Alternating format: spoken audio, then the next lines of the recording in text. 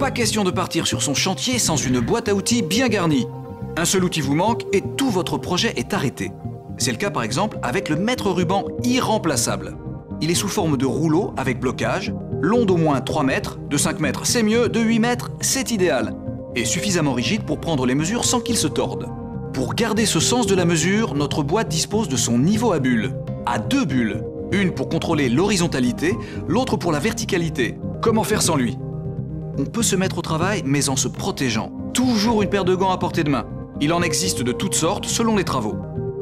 En tête des outils toujours utiles, voici la pince multiprise.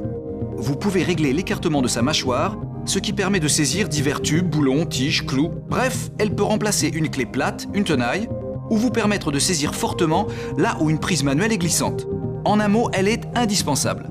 Choisissez-la de qualité avec un écrou central sans jeu. La tenaille, c'est quand même mieux de l'avoir, car pour arracher un clou, on n'a pas fait mieux. Toujours au rang des stars, le marteau.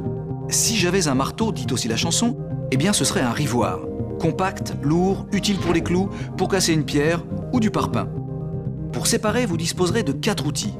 Une scie égoïne pour le bois, elle est en acier, à dents triangulaires et se manipule d'une main.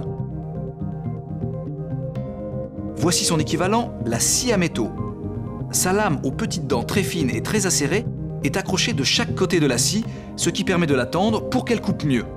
Attention, elle s'use vite et vous possédez toujours un jeu de rechange. Séparez encore, mais avec plus de finesse, avec un cutter qui se joue des matières plastiques et textiles, et cette pince coupante qui permet de couper des fils de fer ou des câbles électriques. Mais bricoler, c'est souvent réunir des éléments en les vissant par exemple, ce qui implique de réserver une bonne place dans sa boîte à des jeux de tournevis. Ils seront à embout plat de différentes tailles ou à embout cruciforme. Réunir 2 éléments peut passer aussi par boulonner. Une clé à molette sera très utile puisqu'elle prend peu de place pour de grandes capacités.